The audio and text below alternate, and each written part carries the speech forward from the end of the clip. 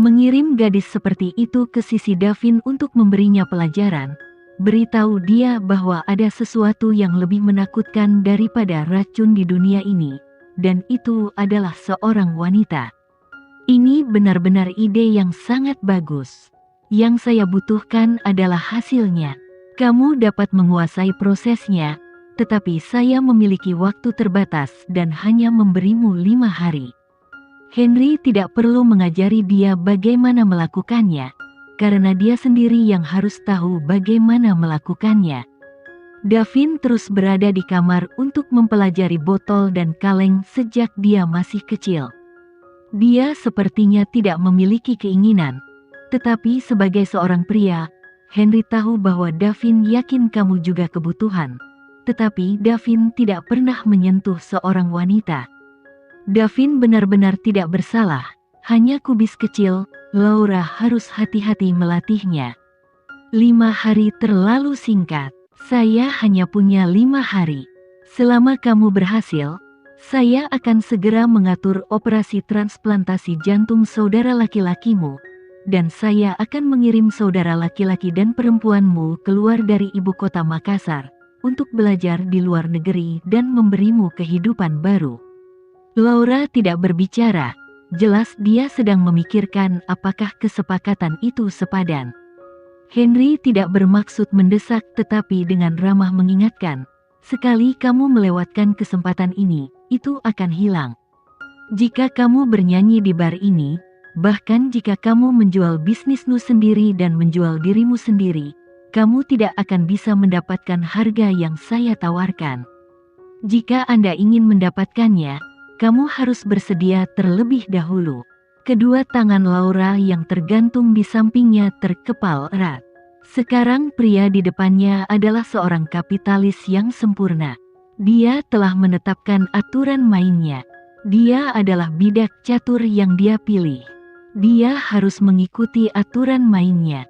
Namun, kondisi yang ditawarkannya sangat menarik sehingga membuat orang tergoda. Laura mengangguk.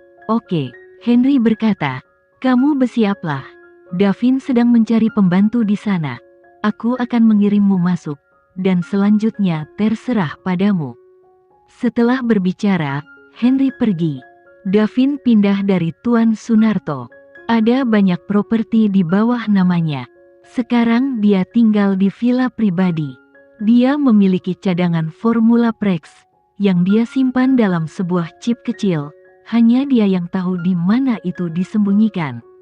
Pada saat ini, orang kepercayaannya Raffi datang dan melaporkan dengan suara rendah, Tuan Muda, semua orang yang kami kirim ke rumah Sunarto sudah siap. Saya mendengar bahwa orang tua itu menderita rasa sakit, akibat racun yang menggerogoti setiap hari. Dia telah dididik sejak dia masih kecil, dan setiap kalimat kakeknya diulang-ulang, jangan khawatir. Kamu tidak peduli tentang apapun, selama kamu mempraktikkan racun yang baik. Itu semua tentang harapan Tuan Sunarto. Dunianya sudah sebesar ruangan sejak dia masih muda, di mana tidak ada sinar matahari, dan beberapa hanya sepi, suram, gelap, dan lembab. Kakek juga memberitahunya bahwa musuh terbesar keluarga Sunarto mereka adalah keturunan Dewi dan Dewi. Jadi selama bertahun-tahun dia telah mempelajari racun untuk menangani darah abadi, dan ingin memotong akar rumput Diana dan keturunannya. Dia tidak melakukan kesalahan. Game ini sudah dimulai. Sekarang kakek tiba-tiba menelepon untuk berhenti. Bagaimana dia bisa berhenti? Kakek, jangan salahkan aku karena tidak menyelamatkanmu. Mengerti? Jawab Davin acuh tak acuh. Saat ini, pintu villa didorong terbuka, dan Hasan masuk dengan sosok ramping. Tuan Muda, kakak laki-laki, pelayan villa ada di sini, dan namanya Laura. Davin sedang melihat file di tangannya dan tidak mencari. Raffi berteriak lebih dulu. Hasan, apa yang kamu lakukan? Lihat pelayan ini. Apa yang sedang kamu cari? Apa yang bisa dia lakukan jika dia terlalu kurus? Lincah? Terlihat sangat muda. Apakah kamu siswa sekolah menengah? Hasan memandangi wajah cantik Laura dan ragu-ragu. Kakak, Jangan lihat penampilannya yang kurus dan kecil. Dia pandai bekerja, dan dia pandai memasak. Biarkan dia masuk. Raffi menatapnya dan tahu apa yang Hasan pikirkan tentang Laura.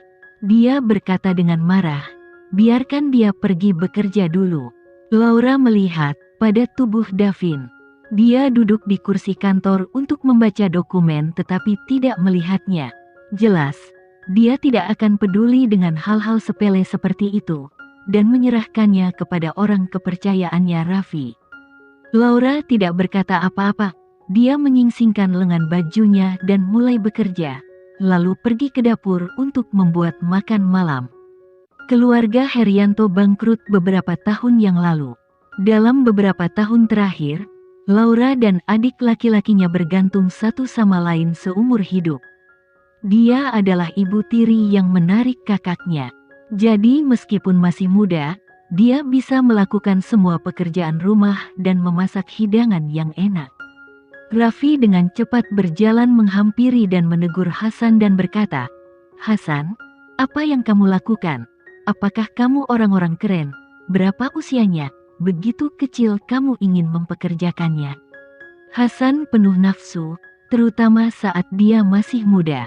Dia menggosok tangannya dengan sedih. Kakak, aku sudah lama tidak bertemu nafsu makan, jadi biarkan saja. Davin sangat tenang, tetapi dia perlahan melihat sosok ramping di dapur. Laura sangat cantik tetapi fitur wajahnya tidak tumbuh sejak dia berusia 18 tahun. Sepasang mata hitam seperti bunga aprikot terlihat seperti bunga aprikot, tampak terisolasi dan dingin, seperti anggrek di langit, sangat istimewa. Davin mengenali Laura, gadis kecil yang menggigitnya bertahun-tahun yang lalu. Setelah sekian tahun, masih ada bekas gigi di lengan kanannya yang ditinggalkannya. Davin sepertinya telah memikirkan sesuatu. Dia tersenyum pada dirinya sendiri, dengan senyum yang suram dan aneh. Davin kembali ke kamar tidur dan kemudian turun. Dia berjalan ke ruang makan dan menuangkan segelas air untuk dirinya sendiri. Saat ini, sebuah suara terdengar di telinganya. Di dapur, Hasan dengan paksa memeluk Laura dan mengangkat tangannya ke atas dan ke bawah. Laura, aku sangat menyukaimu dan jatuh cinta padamu pada pandangan pertama. Sekarang kamu akan meninggalkan aku. Aku akan membuatmu bahagia dan gembira. Dengan sebuah tikaman, Hasan melepaskan pakaian dari tubuh Laura. Laura menggunakan lengannya untuk melindungi dirinya sendiri ketika melihat Davin di luar pintu. Hadan menegang, memohon untuk menyenangkannya, memegangi Laura dan menolak untuk melepaskan. Davin berdiri dalam cahaya redup, ekspresi wajahnya tidak nyata. Davin menatapnya dari wajah Hasan ke wajah Laura, melirik samar, lalu berkata dengan dingin, cepat sedikit. Setelah berbicara, Davin mundur dan pergi. Hasan senang, Davin memanjakannya dalam menerapkan ledakan yang kuat. Dia mendorong Laura ke atas meja, lalu buru-buru melepasnya celananya. Laura, saya sudah menunggu. Davin awalnya ingin berjalan ke ruang tamu, tetapi setelah mengambil 2 langkah, ada suara dari belakang, suara pisau ditusukkan ke dalam daging dan darah. Davin berhenti, lalu berbalik, hanya untuk melihat Laura memegang pisau buah di tangannya. Dan sekarang semua pisau telah menembus perut Hasan. Darah memercik ke wajah gadis itu yang belum dewasa tapi lembut, tapi matanya tidak berkedip. Sepasang mata aprikot dingin yang terisolasi menatapnya dengan tenang. Hasan. Saat ini Raffi berlari dengan tergesa-gesa, mengulurkan tangannya untuk menangkap Hasan yang jatuh, dan menutupi perutnya yang berdarah. Ayo ke rumah sakit, semua pria di luar masuk, membawa Hasan keluar, dan langsung pergi ke rumah sakit. Segera, Davin dan Laura ditinggalkan di villa. Seluruh villa sekarang sangat sunyi, sehingga tidak ada suara sama sekali, menyedihkan, hampir tercekik.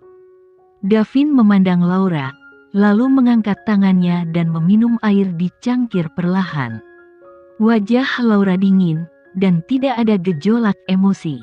Dia melemparkan pisau buah dengan darah di tangannya ke tempat sampah, lalu berjongkok dan mulai menangani darah yang menetes di tanah.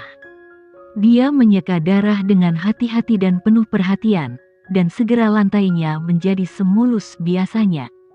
Hasan ditikam sampai mati, dan sekarang dia dikirim ke rumah sakit untuk berjuang hidup atau mati.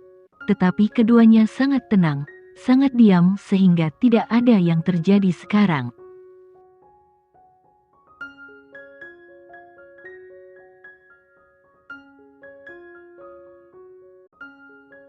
Sekian dulu ya video kali ini, kita lanjutkan lagi videonya di lain waktu.